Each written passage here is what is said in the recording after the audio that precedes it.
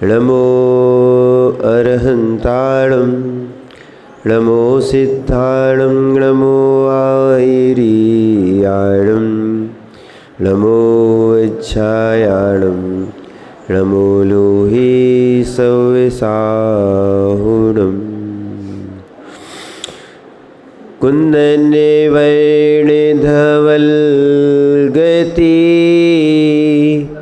सम्यक जिनका धाम ऐसे गुरु विराग को सत सत बार प्रणाम, सत सत बार प्रणाम, सत सत बार। जय बोलिए अनंतानंद सिद्ध परमेष्ठी भगवाने की, देवाय देव 1008 आदिनाथ भगवाने की, देवाय देव 1008 चिंतामणि पार्श्वनाथ भगवाने की, देवाय देव 1008 भगवान महावीर स्वामी की, परम पूज्य आचार्य भगवान कुंद कुंद स्वामी की, परम पूज्य आचार्य भगवान समंतबद्ध स्वामी की, परम पूज्य आचार्य भगवान आदिसागर जी महाराज की, परम पूज्य आचार्य भगवान विमल सागर जी महाराज की, परम पूज्य गणाचार्य गुरुवर विराग सागर जी महाराज की।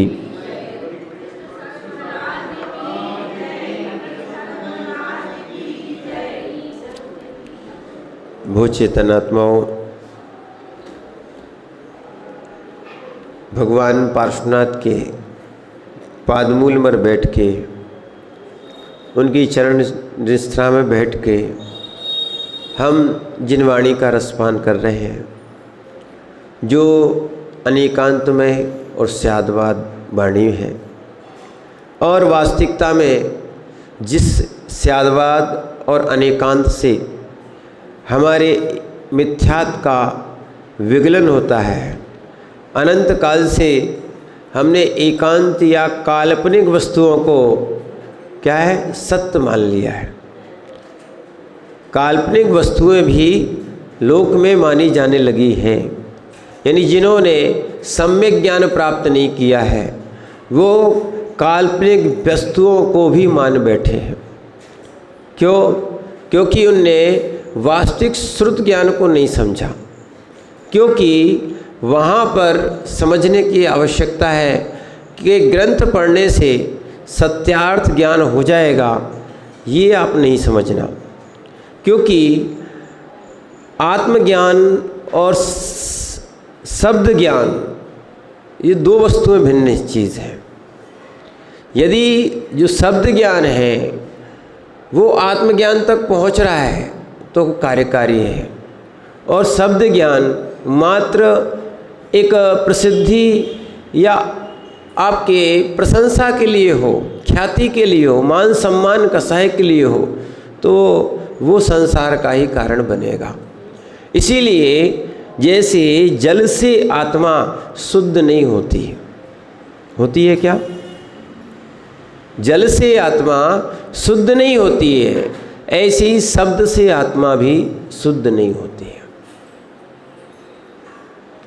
ध्यान रखना, अकेले शब्दों से ही आत्मा शुद्ध हो जाए तो ये बहुत सारे टेप रिकॉर्ड हैं, क्या है, बहुत सारे स्पीकर है, माइक है, बहुत सारी चीज़ों के माध्यम से ये शब्द ज्ञान होता है, तो इनकी आत्मा शुद्ध हो जाना चाहिए।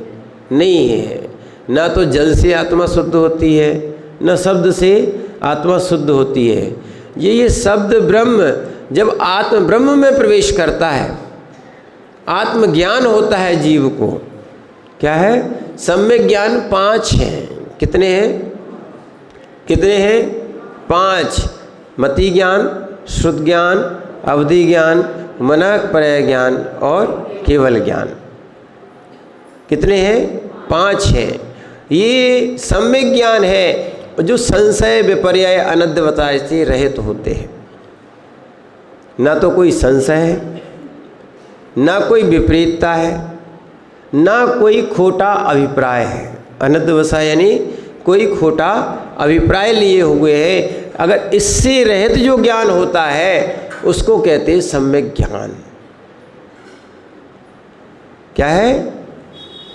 संशय विपर्यय अनध्यवसाय। एक और ध्यान रखना, आपको यदि श्रद्धा पक्की नहीं है तो हो सकता है संशय हो, मंदिर आते हैं तो हमें कुछ मिलेगा कि नहीं मिलेगा। क्या है? लोगों का एक और प्रश्न था कि महाराज आप कह रहे थे निदान नहीं करना चाहिए। ठीक है, निदान नहीं करना चाहिए तो कुछ चीज़ नहीं मांगना चाहिए।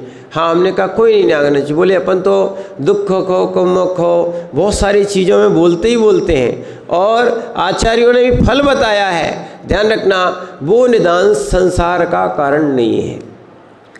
निदान दो प्रकार के हैं, प्रशस्त और अप्रशस्त। क्या है? जैसे ध्यान दो प्रकार के हैं, प्रशस्त और अप्रशस्त। ऐसे ही निदान भी क्या है? दो प्रकार के हैं, एक संसार का कारण है और एक प्रशस्त ध्यान जो है वो मोक्ष का कारण है। ऐसे ही निदान भी जो मांगने की बात आई थी, अगर जो भोगों को मांगते हैं उनको अप्रशस्त निदान कहा है, और जो रत्नात्रय को मांगते हैं उनको प्रशस्त निदान है। ये करते हैं। क्या है? सारी भक्तियों में मुनिराज भी दुख को कुमुख हो वोई लाओ सुगई गणम समाई मरणम जिन गुण संपत्ति हो मध्यम। ऐसी बहुत सी प्रार्थनाएं करते हैं कि हमारे दुखों का क्षय हो, रत्नात्रय की प्राप्ति हो, बोधि की प्राप्ति हो। ये सारी चीज़ें उनमें मांगी जाती हैं। पर ध्यान रखना, बस संसार के जो इंद्रिय सुख है उसको नहीं मांगना। क्या नहीं मांगना? रत्नात्रय मांगना। क्या मांगना? कि हे भगवान हमें रत्नात्रय की प्राप्ति हो। किसकी? पर संसार की पदों की प्राप्ति के लिए नहीं आना। रत्नात्रय की हो सकती है कि हमें परम पद भी मिल सकता है। कौन सा? मुनि पद है। ये कौन सा पद है? परम पद है। कौन सा पद है? आचार्य, उपाध्याय, साधु, ठीक है, और अरहंत और सिद्ध, ये 5 परम पद हैं। अगर इनकी आप आकांक्षा करते हो, ठीक है ना, तो ये प्रशस्तता है। क्या है? प्रशस्तता है। ये संसार का कारण नहीं है और इसको निदान में नहीं गिना गया। पर एक और सुनना आप बात को कि आकलंक स्वामी ने ये कहा है कि जब व्यक्ति या जब वो मोक्षार्थी जीव या जब वो साधक ध्यान में बैठता है, किस में बैठता है? ध्यान में बैठता है, तब वह मोक्ष का भी विकल्प नहीं होता। मोक्ष की भी आकांक्षा नहीं रखता। नहीं तो लोग सोचने लगे, हाँ यस्य मोक्षोपि नाकांक्षा सा मोक्षा मदिगच्छति इत्युत्तान्वेषी कांचना ना कॉपी यूजित। स्पष्ट कह दिया कि साधक कोई कांक्षा लेके, मोक्ष की भी कांक्षा लेके क्या है, अपनी आत्म साधना ना करें, क्योंकि मोक्ष मांगने से नहीं मिलता। अच्छे समझना, अवधि ज्ञान, मनापर्याय ज्ञान और केवल ज्ञान, अभी यही विषय चल रहा था। क्या है? ये 5 ज्ञान में से 3 ज्ञान की बात कर रहे हैं। तो मति ज्ञान जो होता है मन और इंद्रियों से हो जाता है, और जो श्रुत ज्ञान की अभी बात आ रही है, जो सम्यक ज्ञान होता है, श्रुत ज्ञान, वो पुरुषार्थ से होता है। किससे होता है श्रुत ज्ञान? वो पुरुषार्थ से होता है। द्रव्य श्रुत का आप पुरुषार्थ पूर्वक पारायण करोगे, पढ़ोगे, तो आपको श्रुत ज्ञान होगा। ध्यान रखना, भाव श्रुत में आएगा, पर यहाँ तक आपका पुरुषार्थ चल सकता है।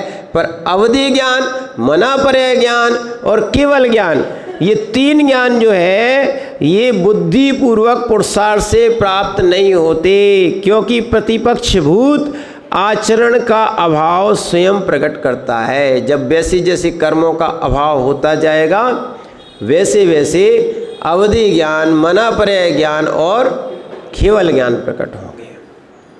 बुद्धिपूर्वक नहीं हो सकता। कोई सोच ले, बहुत सारे लोग सोचते हैं अवधि ज्ञान कैसे हो जाएगा, अवधि ज्ञान कैसे हो जाएगा। नहीं, इसके प्रतिपक्षभूत जो विशुद्ध आचरण है, या विशुद्धि है, जब वो प्राप्त होगी तब आपको प्राप्त हो जाएगा। और पंचम काल में ये होता नहीं है, और होता भी है कल्कि और उपकल्कि के समय में जो मुनिराज होते हैं उनको होता है। क्या है? इसीलिए पंचम काल में रिद्धिधारी मुनिराज नहीं है। पंचम काल में मनापरय ज्ञानी और अवधि ज्ञानी नहीं है। क्या है? इस काल में केवली श्रुत केवली का पादमूल नहीं, तीर्थंकर नहीं, फिर भी द्रव्य श्रुत के माध्यम से हम जिन आगम को समझें, जानें, और उसके बाद हम उस भाव श्रुत में लाएं और उसको आत्मसात करने का प्रयास करें, और उससे वास्तविकता में हम आत्म तत्व की जागृति करें। यानी जो है, हम ग्रंथ तो पढ़ लेते हैं पर आत्मज्ञानी बनने की आवश्यकता है। हम किसको जानें? आत्मा को जानने का पुरुषार्थ करें। हमने परद्रव्यों को बहुत जान लिया। क्या है? हमने परद्रव्यों को बहुत जान लिया, पर वास्तविकता है कि हम आत्मा को नहीं जान पा रहे। किसको नहीं जान पा रहे? आत्मज्ञानी नहीं बन पा रहे। एक प्रश्न आया था कि आत्मा को हम कैसे जाने, तो आचार्य परीक्षा मुख में लिखते हैं कि घट महात्मा वेदमी। जैसे मैं घट को जानता हूँ, जानते हो कि नहीं जानते? घड़े को जानते हो कि नहीं जानते हो? जानते हो? किससे जान रहे हो? अपने आत्मा से जान रहे कि नहीं जान रहे? जैसे परद्रव्यों को अपनी आत्मा से जान रहे हो, ऐसे ही अपनी आत्मा से अपनी आत्मा को भी जान सकते हो। हम पर को जान रहे थे अभी तक। जैसे मैं घट को अपनी आत्मा से जानता हूँ, वैसे ही अपनी आत्मा को अपनी आत्मा से जान सकता हूँ, क्योंकि मैं पर को तो जानता हूँ। जब पर के जाने की सामर्थ्य है तो निज के जानने की सामर्थ्य क्यों नहीं? जैसे प्रदीपवत, सूत्र क्या कहा? प्रदीपवत। जैसे दीपक होता है, दीपक पर वस्तुओं को भी प्रकाशित करता है, और दीपक स्वयं अपने आप को भी प्रकाशित करता है कि नहीं करता? ऐसा तो नहीं है कि दीपक को ढूंढने के लिए, बोलू भैया, कोई दूसरा दीपक लाना पड़ता है क्या? बताओ सुभाष जी, ऐसा होता है क्या?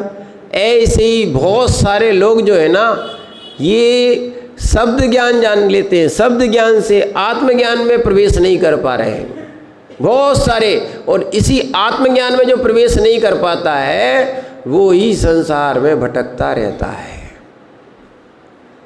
यहाँ तक इसलिए मुनियों को तक लिख दिया क्या कि मुनिव्रत धार अनंत बार ग्रीव को उपजाओ, पे निज आत्म ज्ञान बिना सुख।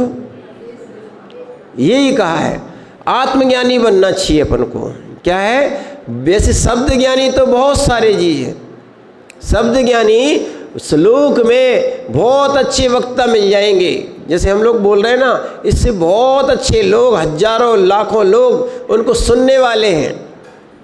क्या है? और आजकल तो यही देखते हैं कि कौन को कितने लोग सुनते हैं, है ना? लोग उनको ही महान मानने लगे। पर हमारे यहाँ शब्द ज्ञानियों को ज्ञानी नहीं कहा गया है। अच्छे समझना आप बात को। शब्द ज्ञानियों को ज्ञानी नहीं कहा गया है, उनको अपने पूर्व कर्म का फल मिला है। पर वास्तविकता में पूर्व कर्म को जो क्षय करना चाहिए सम्यक ज्ञान के माध्यम से, वो उनके पास संशय विपर्य अनध्यवसाय, ये उनके पास अभी नहीं गया। यानी संशय बना हुआ है, मिथ्या ज्ञान है। सबसे बड़ी बात तो कौन सा है उनके पास? मिथ्या है, यानी मिथ्यात की श्रद्धा है उनकी, और उसका ज्ञान भी जो होगा तो वो कैसा होगा? मिथ्या ज्ञान।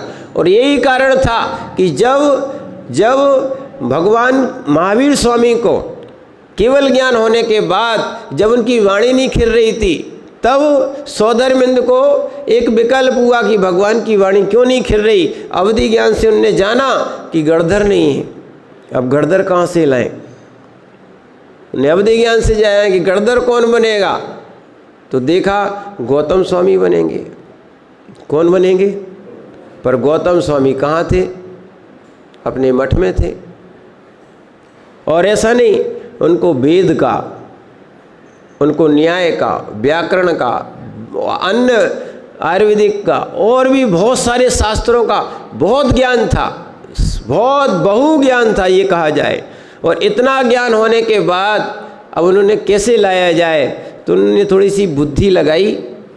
क्या लगाई? अपनी बुद्धि लगाई, सम्यक ज्ञान लगाया और उन्होंने एक प्रश्न पूछा। त्रैकाल्यम द्रव्य षटकम, उनके पास जाके एक वृद्ध का रूप बना के गए, तब उनको थोड़ा समझ में आई ये तो हमने नहीं पढ़ा अभी तक, बाकी तो सब कुछ ज्ञान है। त्रैकाल्यम द्रव्य षटकम जीव षटका ऐलेश्या पंचाने चास्तिकाया बृहस्पति ज्ञान चारित्व भेदा ना। इनने ये पूछा कि ये 6 द्रव्य कौन सी होती है, 7 तत्व कौन सा होता है, 3 काल कौन से हैं? 3 काल तो सभी जानते हैं, है ना। और 6 द्रव्य कौन सी हैं, 85 काय कौन से हैं, ये उनको अभी समझ में नहीं आ रहा था। उन्होंने कहा कि चलो एक काम करते हैं, इसका उत्तर तुम्हारे गुरु को देंगे। बोले गुरु जी ने सिखाया था, हम भूल गए, तो आप बता दो। नहीं बता पाए वो। जब वो भगवान महावीर स्वामी के समूह में गए और उन्होंने मानस्तंभ को देखा क्या है, तो फिर समझ में आया क्या होता है। बहुत सारे वक्ता और बहुत सारे लोग अपने आप को बहुत बड़ा धर्मात्मा समझते हैं। जब वास्तविक धर्म की बात आती है कि हमने मंदिर में तो खूब रहे, ग्रंथ तो खूब पढ़ लिए, ठीक है, पर वास्तविकता में आत्मज्ञान कितना है?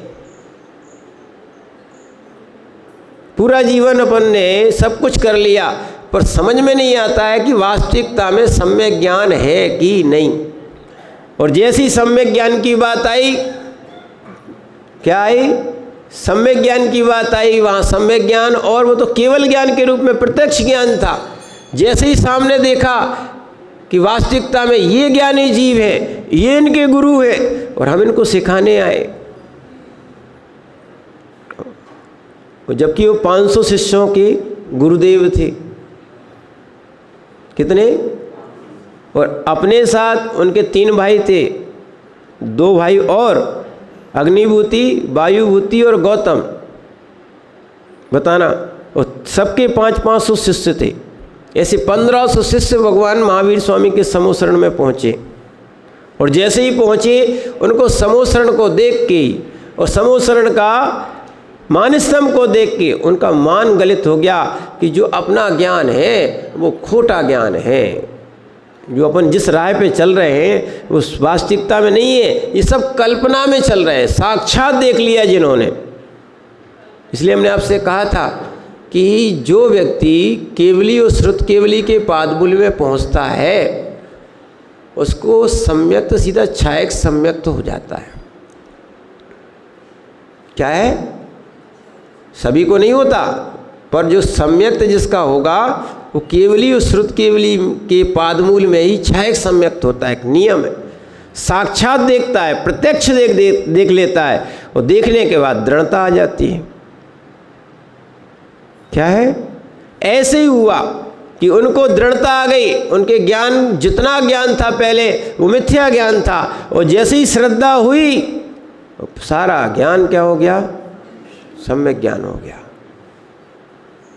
ऐसे ही जीव के पास जो ज्ञान है, वर्तमान में जो ज्ञान है, चाहे लौकिक ज्ञान है, ये ज्ञान कोई सम्यक ज्ञान नहीं है। शब्द ज्ञान भी, ध्यान रखना, शब्द ज्ञान भी सम्यक ज्ञान नहीं है। क्या है? जो अपन श्रुत ज्ञान कह रहे हैं ना, श्रुत ज्ञान और केवल ज्ञान, या 5 ज्ञान जो अपन ने कहे, मति ज्ञान, श्रुत ज्ञान, अवधि ज्ञान, मनापर्य ज्ञान, इनको अपन ने सम्यक ज्ञान कहा है। तत्प्रमाणी, क्या बोलते अपन? यही प्रमाण है, यानी ये सम्यक ज्ञान है और यही प्रमाण है। इसलिए क्योंकि 2 बातों में ध्यान रखना पड़ेगा। एक को हम जैसे श्रुत ज्ञान है, श्रुत ज्ञान ये परोक्ष रूप से जानता है। कैसे जानता है? परोक्ष रूप से जानता है। जैसे आप सुमेरु पर्वत को जानते कि नहीं जानते? जानते कि नहीं जानते?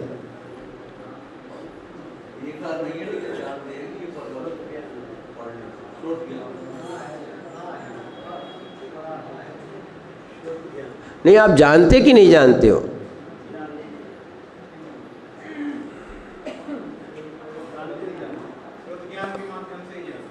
ध्यान रखना, आप जो सुमेरु पर्वत है, स्वर्ग नरक है, इसको आप जानते कि नहीं जानते? जानते हो ना? जानते कि नहीं जानते? अब देखो संशय हो रहे, कई लोग सोचते क्या कहे, हाँ कह दें कि ना कह दें। बताओ बताओ बताओ, आप लोग जानते हो कि नहीं जानते हो? हमने बहुत सारा उत्तर पहले बता दिया, और डायरेक्ट पूछते तो हो सकता आप घूम जाते। क्या है? शब्द ज्ञान नहीं कहो इसको। ध्यान रखना, हम जो है आगम के द्वारा परोक्ष रूप से जानते हैं। क्या है? परोक्ष रूप से जानते हैं, ठीक है ना? और केवल ज्ञान प्रत्यक्ष जानता है, बस अंतर इतना है। हम स्याद्वाद से जानते हैं, स्याद्वाद केवल ज्ञाने सर्व तत्व प्रकाशने, यानी स्याद्वाद और केवल ज्ञान। ध्यान रखना, स्याद्वाद और केवल ज्ञान, ये भी सम्यक ज्ञान की विवक्षा चल रही है। स्याद्वाद और केवल ज्ञान, ये दोनों ज्ञान सर्व तत्व प्रकाशने, सभी तत्वों का प्रकाशन करते हैं। भेद साक्षात साक्षाच्च, यानी एक साक्षात रूप से जानता है और एक असाक्षात रूप जानता है। आपने देखा नहीं है, पर आप जिनागम से जानते हो, परोक्ष जानते हो। कैसे जानते हो? कैसे जानते हो? आपने, अब आपसे पूछे, आपने जल में असंख्यात जीव देखे क्या? तो फिर आपने कैसे मान लिए? कैसे मान लिए? अरे बहुत सारे प्रश्न आ जाते हैं कि आपने देखा है नहीं है, मान कैसे लेते हो आप लोग? स्वर्ग नरक होता नहीं है, देखा है क्या? ऐसे बहुत से लोग, अज्ञानी जीव या मिथ्याशय जीव, ऐसे प्रश्न कर लेते हैं कि आपने देखा नहीं है, तो आप कैसे बोलते हो? ध्यान रखना, हम जानते हैं। किससे जानते हैं? परोक्ष रूप से जानते हैं। जिनागम में लिखा है, और जिनागम में जो लिखा है, जो केवली ने कहा है, वो सत्य ही है। सम्यक ज्ञान में ना कोई संशय है, इसीलिए देखो फिर से आ जाओ उसी बात पे, ना विपर्य है और ना अनध्यवसाय है, ना जिनागम को, एक और ध्यान रखना, ना जिनागम में कम किया जा सकता है, ना बढ़ाया जा सकता है। अन्यून मनतिरिक्तम, हमने कहा था ये गाथा जो है ना, आपका ये श्लोक जीवन में बहुत काम आएगा। सम्यक ज्ञान की ये परिभाषा है, अन्यून मनतिरिक्तम। जो आज के सुधारवादी हो गए, कोई पंथवादी हो गए, कोई संतवादी हो गए, जो अलग अलग से मिलावट करने लगे हैं, कोई काट रहा है, कोई बढ़ा रहा है, तो आचार्य महाराज ने स्पष्ट लिख दिया है, अन्यून मनतिरिक्तम, न न्यून करना है न मिलाना है। इसीलिए ध्यान रखना, अलग अलग श्रावकाचार नहीं है, अगर है तो उनमें एक ही पद्धति का वर्णन किया गया है। और यदि कुछ भेद भी मिलता है तो ये आचार्यों के वाक्यों में भेद है, जिन देशना में कोई भेद नहीं है। ऐसा धवला जी में लिखा है। क्या है? कहीं कहीं दो दो मत मिले, और जब दो दो मत मिले तब ये पूछा गया कि अब आप तो कह रहे थे कि भगवान की वाणी एक प्रकार से होती है, पर दो वाणी कैसे निकली? उन्होंने कहा ये आचार्यों का भेद है। क्या है? आचार्यों की जो स्मृति में था, जो बुद्धि में था, जो उनने लिखा है, इसीलिए इनके भेद हैं। भगवान की वाणी में कहीं भेद नहीं आया। क्या नहीं आया? इसलिए एक और बहुत अच्छी बात ध्यान रखना, 24 तीर्थंकरों के ये महान हुए, सब एक से थे। क्या था? सबका बहुत प्रभाव था, ठीक है ना। ऐसा नहीं मानना कि पार्श्वनाथ भगवान का ही ज़्यादा प्रभाव था, या आदिनाथ भगवान का ही, या ऋषभदेव भगवान का ही, या शांतिनाथ भगवान का ही प्रभाव था। सबका एक सा ही प्रभाव रहा, एक से पंचकल्याणक हुए, पर सबके अलग अलग धर्म नहीं बने, एक ही धर्म बना, क्योंकि केवल ज्ञान एक सा ज्ञान था। केवल ज्ञान कैसा है? सबका एक सा रहा। जितने भी केवली हुए सबका एक सा केवल ज्ञान, एक सा सम्यक ज्ञान। उन्होंने भी 7 तत्व बताए, किसी ने 6 नहीं बताए, किसी ने 5 नहीं बताए, ना न्यून किए ना अधिक किए। क्या है? अन्यून मनतिरिक्तम। देखो, इसीलिए वर्तमान में बहुत सी पद्धतियां काल के अनुसार बदलने लगे हैं नवीन भैया, और लोगों की धारणाएं बन गई हैं। वास्तविकता में आगम में कहीं भेद नहीं है। जितने भी मतभेद हैं ये स्वयं की प्रज्ञा से हुए हैं। कहीं भी, अच्छे सुनना, कहीं भी 13 पंथ और 20 पंथ का कोई जिनागम नहीं है। कहीं नहीं लिखा, एक शब्द भी नहीं मिलेगा आपको। ये तो स्वयं की बुद्धि से लोगों ने उत्पन्न कर लिए हैं। क्या है? इसीलिए स्पष्ट, अन्यून मनतिरिक्तम, न न्यून करना है जिनवाणी को, ना तो कम करना है।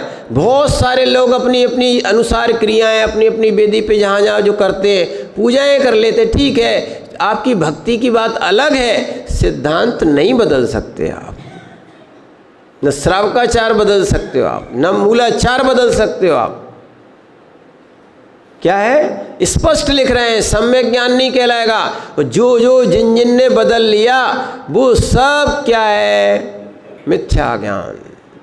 और फिर करते रहो, जैसे वो अंधे और लंगड़े की कहानी सुनाई थी ना, वो ही होगा। क्या है? चाहे अंधे बने रहो चाहे लंगड़े बने रहो, फिर क्या रहेगा? स्वयं संसार में जलना पड़ेगा, यहीं आपको रुलना पड़ेगा। इसलिए चलना तो वैसे ही पड़ेगा जैसा जिनागम में लिखा है, ठीक है। अब ऐसा नहीं होगा कि जिसके राज में रहियो वो की जैसी कहियो, उड़ बिलैया ले गई। इसका नाम क्या है? सम्यक ज्ञान है क्या? मिथ्या ज्ञान है। और यही कारण रहा है कि आचार्यों ने लेखनी, जो जिनवाणी लिखी है ना, तो वो लेखनी किसको दी गई? जो वीतरागी साधक रहे, जिनको किसी भी समाज से, व्यक्ति से, है ना, राग ना हो, क्योंकि किसी के राग में आके कुछ ना कुछ जिनवाणी में कोई सुधार कर दे। नहीं किया, न परिवार का राग, न जाति का राग, सुनना, ना कोई किसी का भी भक्त का भी राग नहीं। उन्होंने जैसा जिनवाणी में उपदेश हुआ था भगवान का, वैसा ही लिखा। पूजाएं भगवान ने बनाई, आचार्यों ने बनाई क्या? हाँ, लिखी हैं। पहले संस्कृत में पूजाएं चलती थी, लोग खूब अच्छे से गाते थे, आज बंद हो गई सब। सिद्ध पूजा इतनी आनंदमय थी। एक देवसास गुरु की तो इतनी सुंदर पूजा थी, कुछ कुछ विद्वान अभी भी करते हैं ना, वो भी प्राकृत और संस्कृत में थी। अभी कुछ जिनवाणियों में फिर से प्रकाशित होने लगी है, कुछ लोग करने भी लगे हैं, बड़ा उसमें प्राकृत भाषा में, और उसको एक बार कोई पढ़ना सीख जाए बड़ा आनंद आता, और उसका भाव और बहुत भरा हुआ शब्द है उसमें, माने अच्छा आगम भरा हुआ है। ऐसी पूजाएं लोग पहले करते थे। अब धीरे धीरे क्या है, उन्होंने हिंदी की बना दी तो लोग हिंदी की करने लगे। अब हिंदी में भी बहुत सारी चीज़ों को जो मन की होती हैं अपन वो करने लगे। क्या करने लगे हैं? वास्तविकता जो है, बहुत सारी चीज़ों में हमने परिवर्तन किया है। हमें वास्तविकता में अपने आप में परिवर्तन करना चाहिए था, सो हम द्रव्यों में, जिनवाणियों में परिवर्तन करने लगे हैं। क्या है? आज एक नई चीज़ चल गई। क्या है? वास्तु। क्या चल गया है? वास्तु। पहले भी था, वास्तु का अर्थ होता है क्षेत्र। देखो, क्षेत्र, हिरण्य, स्वर्ण, धन, धान, वास्तु, इसमें एक शब्द आया था, नहीं, हाँ, वास्तु एक शब्द आया इसमें, क्षेत्र वास्तु है ना, क्षेत्र वास्तु, हिरण्य, स्वर्ण, धन, धान, दासी दास, कुप, प्रमाणातिक्रमा। अब एक दिन क्या हुआ, हम कोटा आ रहे थे अहमदाबाद से। जब कोटा आ रहे थे तो एक भैया ने एक बहुत अच्छी नवीन वेदी का निर्माण करवाया होगा एक गांव के मंदिर में। और जैसे ही हम दर्शन करने खड़े हुए, वो भैया पीछे से आ गए, बोले महाराज जी ये बताओ कि इस वेदी में और भगवान में कोई दोष तो नहीं है? क्या बोले? कोई वेदी और भगवान में, नवीन भैया ऐसे बहुत से लोग मिलेंगे आपको, कोई दोष तो नहीं है? हमने कहा आपने गलत जगह प्रश्न कर लिया। दर्शन करने के बाद उनसे कहा हम तो अपने दोष देखने आए थे। किसके? हम भगवान के दोष देखने नहीं आए थे। आज मंदिरों में यही चल रहा है, लोग अपने दोष देखने के लिए भगवान के मंदिर में नहीं आता। वो ऐसे ऐसे लोग हैं, ऐसे ऐसे ज्ञानी जीव हैं, अब उनको सम्यक ज्ञानी कैसे कह दें, जो अपने दोष देखने के लिए मंदिर में नहीं आते, वो भगवान के दोष देखने के लिए मंदिर में आते और मंदिर को साफ करवा देते हैं। अब बताओ अपन किस लिए आते हैं?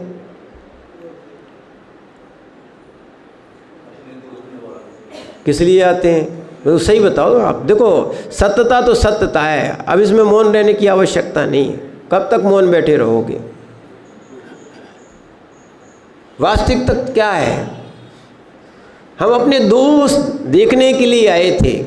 हाँ, मंदिर में हम क्यों आए थे? क्या है? कल जो बच्चा का प्रश्न किया था, देखो हम दर्शन करने आए थे। हाँ, दर्शन करने तो आए थे, पर वास्तविकता तो क्या है, हम भगवान में अपना स्वरूप देखने आए थे कि जैसा वेदी में स्वरूप बैठा है वैसा स्वरूप हमारे अंदर भी है। ये देखने के लिए हम आए थे। हम भगवान के दोष देखने नहीं आए थे। हम संसार में दोष कर रहे हैं वो देखने के लिए आए थे। भगवान, हम अपने स्वरूप से भटक गए हैं और उसकी प्राप्ति के लिए सम्यक ज्ञान है। पर आज क्या हो रहा है? मंदिरों के दोष सुधारे जा रहे हैं। किसके सुधारे जा रहे हैं? देखो आप जी, क्या इसको सम्यक ज्ञान कहोगे कि मिथ्या ज्ञान? अपने यहाँ बुंदेलखंड में एक कहावत है, क्या है? नाचने आवे, क्या है? कहावत है कि नहीं है? कहावत है, समझ रहे ना? तो भैया कितने ही भगवान के दोष निकाल लो तुम, भगवान के तो दोष है नहीं। हमारे यहाँ तो सीधा शब्द है, आप तो जो होते हैं वे 18 दोषों से रहित होते हैं। तुमने कौन आचार्य से सुन लिया है? तुमने कहाँ से सुन लिया है? तुम अपने दोष निकालने के लिए तो भगवान के पास आओ, पर भगवान के दोष निकालने के लिए तुम कब से आ गए हो? कौन सा ज्ञान प्राप्त कर लिया है? केवल ज्ञान प्राप्त कर लिया है, अवधि ज्ञान प्राप्त कर लिया है, क्योंकि ये श्रुत ज्ञान और सम्यक ज्ञान तो नहीं है तुम्हारा।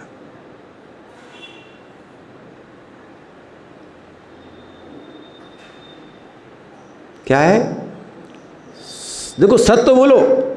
और आज आपको बता रहे, बहुत सारी बात बता रहे हैं आपको।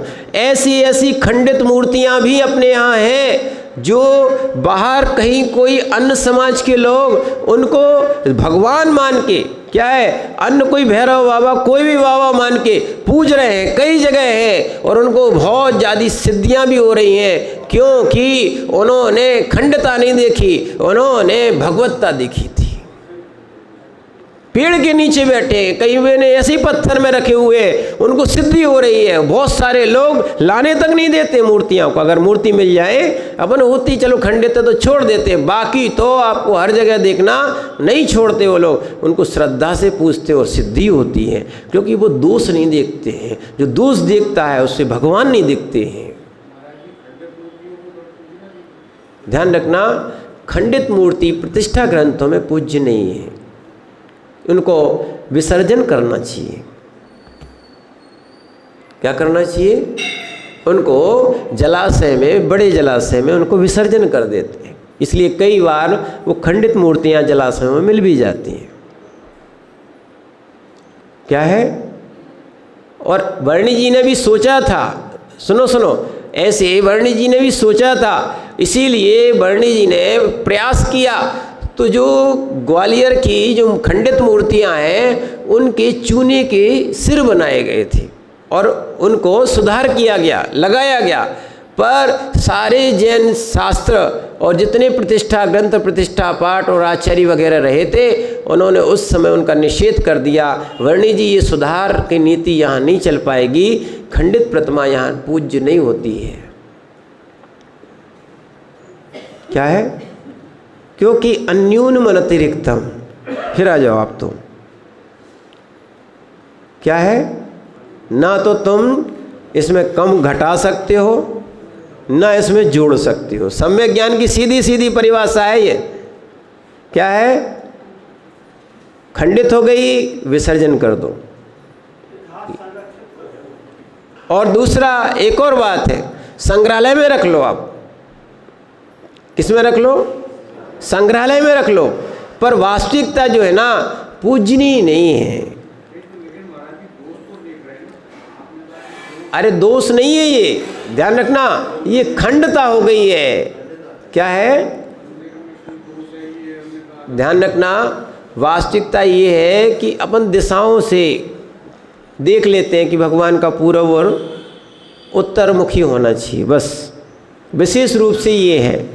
और भूमि में सल्ल होती हैं। अगर कहीं शमशान हो, कहीं हड्डी आदि गड़ी हो या बाल आदि हो, इनका भूमि शोधन किया जाता था। क्या किया जाता था? पर वास्तविकता में भगवान में दोष नहीं होते हैं।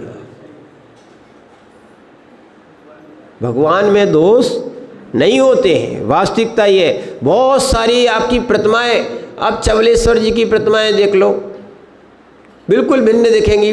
क्या है? अभिषेक करते करते उनका पूरा क्षरण हो गया है। देखा है किसी ने? क्या है?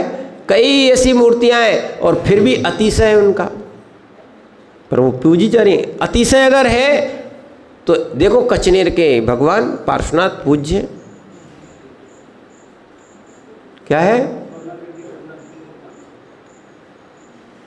सोनागिर के चंद्रप्रभु भगवान खंडित नहीं है,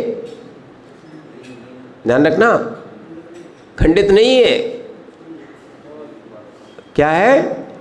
और वास्तविकता में बहुत जगह चमत्कार रहा, क्योंकि उनके चमत्कार करने वाले देव रहे, भक्त रहे। देव कौन है? भक्त हैं, और वो वहाँ पे चमत्कार दिखाते हैं। ठीक है, लोग इस चमत्कार से आकृष्ट हो जाते हैं। वास्तविकता तो ये है कि जो भक्ति से चमत्कार होते हैं, किससे होते हैं? चाहे देव भक्ति से करते हो, चाहे आपकी भक्ति से देव प्रसन्न हो जाते हो। सारा अतिशय करने वाले कौन? कौन? ध्यान रखना, भगवान के अतिशय होते हैं, भगवान कोई अतिशय नहीं करते। समझना, भगवान कोई अतिशय नहीं करते। हाँ, जो जो भगवान की आराधना करता है उसके कर्म 6 जरूर होते हैं। नियम है, नियम है। क्या है? अभी ये आपको आने वाला है, इस विषय को आप समझना। तो इसीलिए हम भगवान की जो आराधना करते हैं, सम्यक ज्ञान को समझो, नहीं तो कई लोग मिथ्या ज्ञान को भी सम्यक ज्ञान बताने लगे हैं। आप तो आगम से मिलान करो अगर होता हो, है ना। इसीलिए बहुत सारी चीज़ों का निषेध करने लगे। देखो, वो भी उनका मिथ्या ज्ञान होगा। क्या होगा? क्या होगा? मिथ्या ज्ञान होगा। इसीलिए किसी भी पंथ और किसी संप्रदाय में आके भगवान की वाणी का, जिनागम का या पूर्वाचार्यों का खंडन नहीं कर सकते आप। बहुत सारी बातें करने लगे। कई लोग पुराने जिन आचार्यों के लिखे हुए शास्त्र उनको अलग करते जा रहे हैं, है ना। कई लोग चोरी भी कर लेते कि इनको उठा ले जाते हैं और दूसरी चीज़ रख जाते हैं।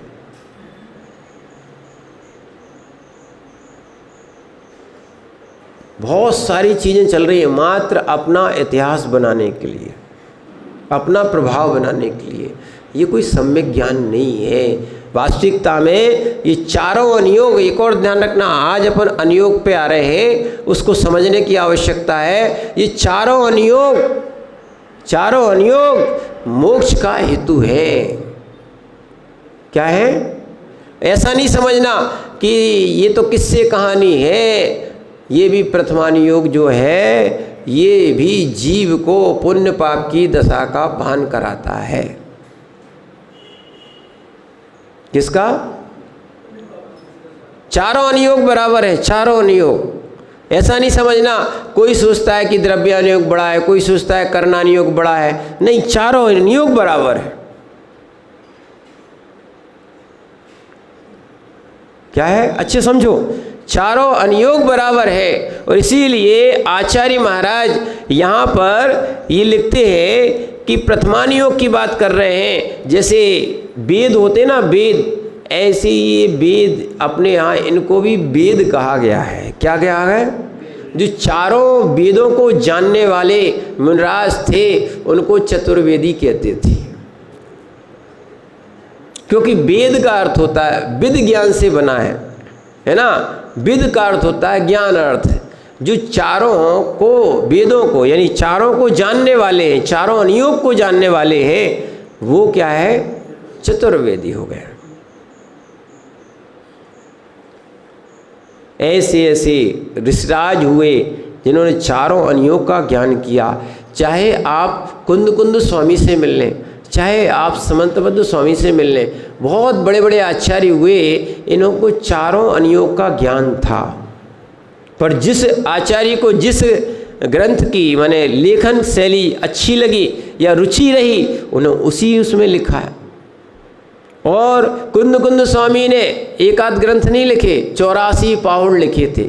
अपने पास लगभग 4 या 5 उपलब्ध हैं उनके। कितने? हाँ, 5-6 लगभग, अगर मान के चलो तो 7-8, अगर अष्टपहड़ को 8 मान लेते हो, है ना, और भी ग्रंथों को मिलाओगे तो 8-10 हो जाते हैं, 10-15 हो, ज़्यादा से ज़्यादा इतने ही हो सकते हैं। नाम भी मिले हैं, ठीक है ना। इसके बाद क्योंकि अपन रेण सार को भी मान लेते हैं कि कुंद स्वामी का है, और वार्षणोपेक्षा भी है, और जो अपने समय सार, प्रवचन सार, नियम सार, पंचास्ती काय, है ना, अष्टपाहुड़, इनको अपन मिलाएंगे तो ज़्यादा शास्त्र नहीं मिले, पर उनने भी बहुत सारे लिखे हैं। क्या है? समंतबद्ध स्वामी ने भी क्या, ये जो अपना धवला टीका जैसी लिखी गई वो प्रसिद्ध हो गई है सठखंडागम पे, ऐसी समंतबद्ध स्वामी ने भी एक टीका लिखी थी, वो आज अनुपलब्ध है। विदेशों के लोग ले गए। क्या है? और गंधस्थी महाकाव्य, क्या लिखा था उन्होंने? हाँ, वो आज शास्त्रों मैंने कई जगह रखा मिला, और जैसे ही अपने लोग उसको देखने गए तो वहाँ से स्थानांतरित करा दिया। विदेश की लाइब्रेरी नहीं देखने दे रहे, देने तक नहीं दे रहे। हो सकता है उसमें कोई विशेष बात हो। बहुत सारी जैन शास्त्रों पर रिसर्च चल रही है। अपन नहीं पढ़ते, वो लोग पहले संस्कृत पढ़ते, यहाँ तक कि विद्वान बुलाते, उनका हिंदी और इंग्लिश ट्रांसलेशन कराते, उसके बाद फिर वो अध्ययन करते, फिर वो रिसर्च करते। आज अपन अपने ग्रंथों को पढ़ ही नहीं पा रहे, बस हम सुन लेते हैं, और यहाँ तक कि विदेश वालों ने जो कह दिया और उसको भगवान और मान लेते हैं। वो आपके ही ग्रंथ की रिसर्च कर रहे हैं और आप ही अपने ग्रंथों को नहीं समझ पा रहे हो। ये अपनी स्वयं की कमी है। हम पढ़ना नहीं चाहते, इसलिए तो लड़ना चाहते हैं।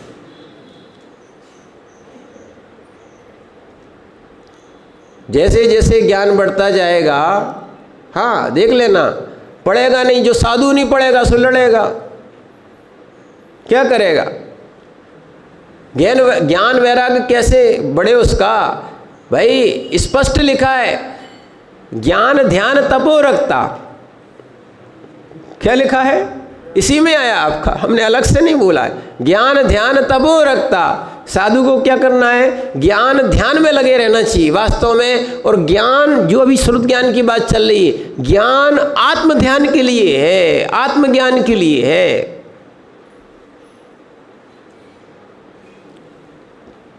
ठीक है, अन्यथा जो ये ज्ञान आत्मज्ञान के लिए नहीं करेंगे, आत्म साधना के लिए नहीं करेंगे, उनका कल्याण नहीं होगा, चाहे निर्गंथ योगी भी क्यों ना हो। इसीलिए यहाँ पर प्रथमानुयोग का लक्षण दिखा रहे हैं। इस सम्यक ज्ञान में प्रथमानुयोग की बात कही है। आप 43 नंबर के श्लोक को निकाल लें और उसको पढ़ने का प्रयास करें।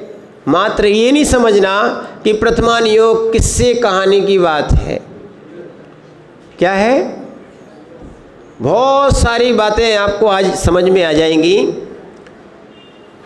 प्रथमानुयोगमर्थक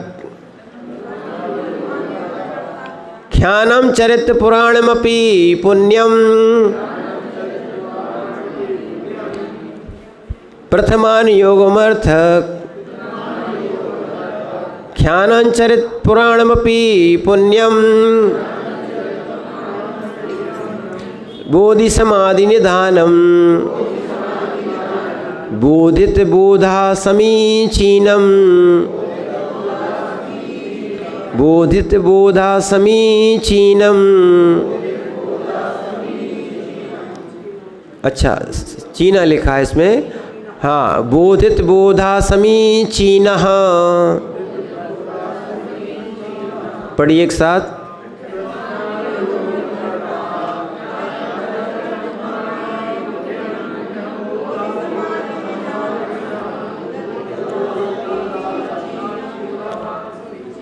यहाँ बता रहे हैं समीचीना, सम्यक श्रुत ज्ञान। कौन सा ज्ञान?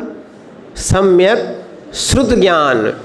अर्थख्यानम, परमार्थ भूत विषय का प्रतिपादन करने वाला है। अर्थ का आख्यान, अर्थ यानी परमार्थ भूत विषय का प्रतिपादन करने वाला है। और पुण्यम, ध्यान रखना, पुण्यवर्धक है।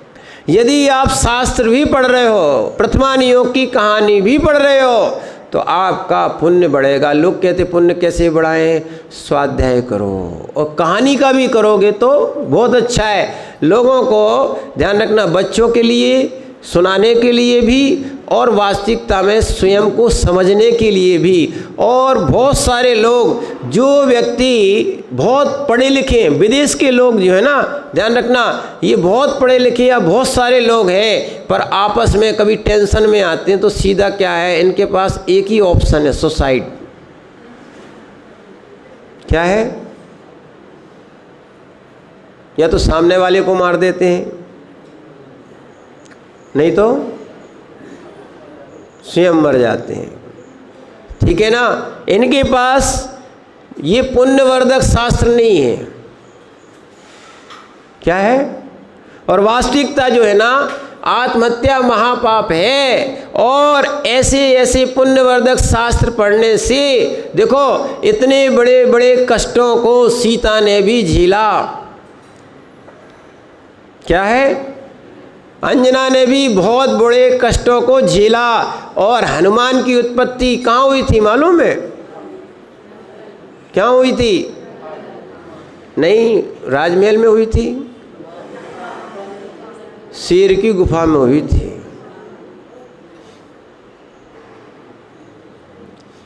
विचार कर लो। ऐसे ऐसे देखो, ऐसे ऐसे लोग हुए जिन्हें विपरीत परिस्थितियों में कितनी समता से अपना कल्याण किया। तो विपरीत परिस्थितियों में माने हम कैसा निर्णय लें। बहुत सारे लोगों के पास माने वो डिसाइड नहीं कर पाते कि हम क्या करना चाहिए क्या नहीं करना चाहिए। उनके लिए वास्तविकता तो क्या है, पुण्यवर्धक शास्त्रों को पढ़ना चाहिए, कहानी पढ़ना चाहिए। क्या है समझना। और जो शास्त्र ही बोले उनके बहुत पुण्य बढ़ता है। और जो यहाँ वहाँ की कथाओं को पढ़ते हैं, वास्तविकता में जो नाटक देख रहे हैं, जो पिक्चरें देख रहे हैं, ये पुण्यवर्धक नहीं है।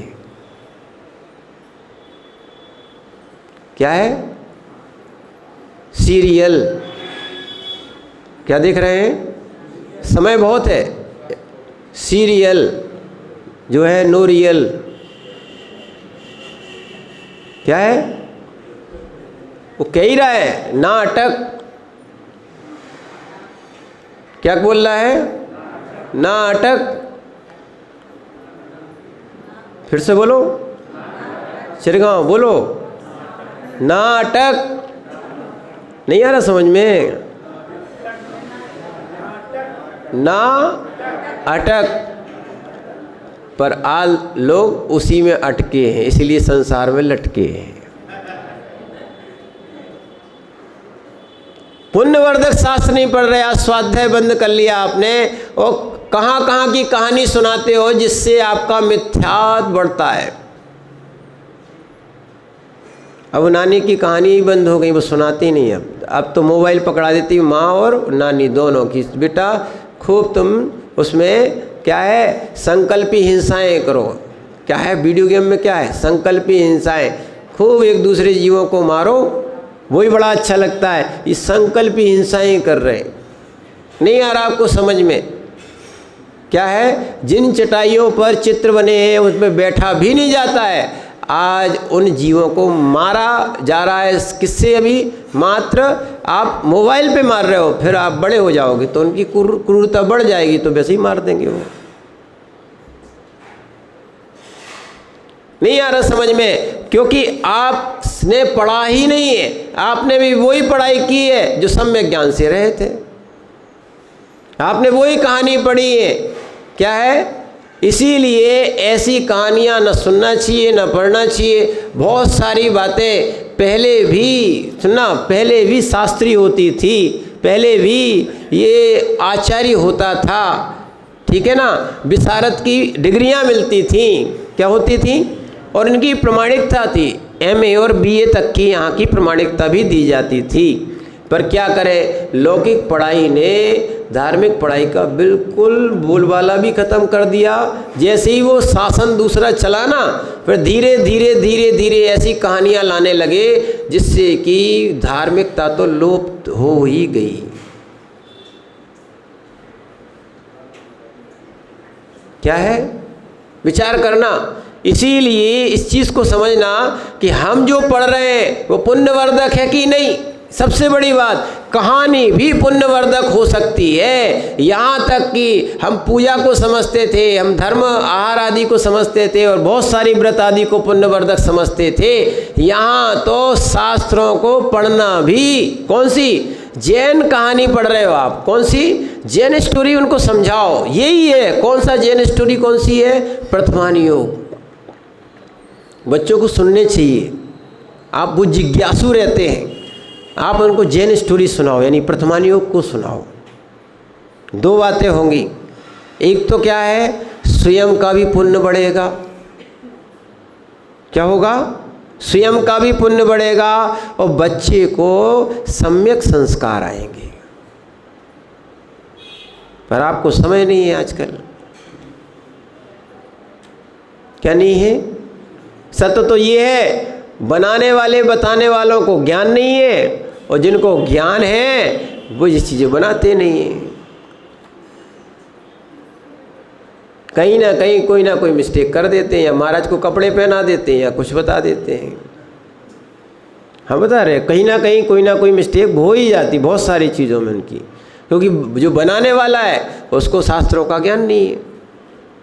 तो इसीलिए बहुत सारी सब चीज़ें समझना, और वो उतनी बना भी नहीं सकता। जितना यहाँ पर लिखा हुआ है उतनी वो कल्पना से वो बना भी नहीं सकता है। तो इसीलिए पुण्य कैसा है? पुण्यम, पुण्यवर्धक है। अब समझ में आ रहा? फिर जब कहते हैं ना पुण्य काम में आता, अरे कम से कम जैन कथा ही सुन लेते, जैन कथा ही कर लेते, है ना। ये नहीं समझना कि ये कथाओं का दिन है, पर वास्तविकता कथा भी पुण्यवर्धक होती है। क्या होती है समझना। अब इसके बाद चरितम, एक पुरुष के आश्रित को चरित बोलते हैं, है ना। क्या बोलते हैं? अपन दो नाम सुनते हैं ना, जैसे श्रेणिक चरित बोलते हैं ना, यानी जब एक कोई महापुरुष है उनके बारे में कहा जा रहा है उसको चरित बोलते हैं। क्या बोलते हैं? चारित बोल दो, चरित बोल दो, है ना। जैसे श्रेणिक चरित हो गया ना।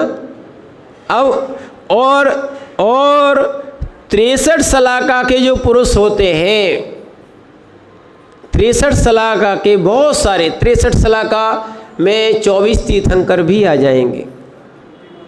क्या आ जाएंगे? 24 तीर्थंकर, 12 चक्रवर्ती, 9 नारायण, 9 प्रतिनारायण, 9 बलभद्र।